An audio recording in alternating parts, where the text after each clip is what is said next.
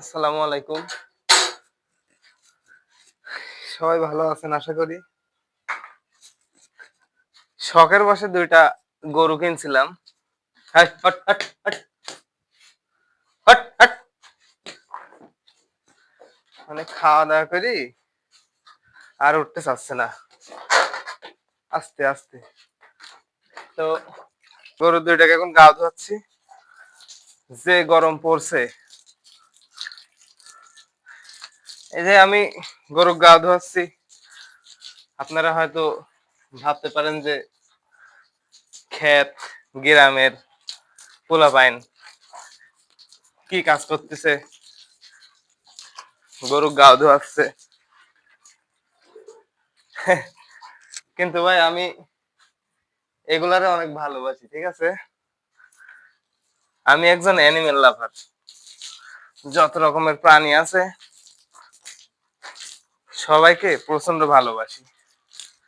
আর বিশেষ করে তাদের কষ্ট দেখলে আমার অনেক কষ্ট লাগে। এই যে ২ টা গরু দেখতেছেন, এই ২ টা গরু ভাই শখ করে কিনছি। চাকরি-বাকরি করি না তো, ঠিক আছে?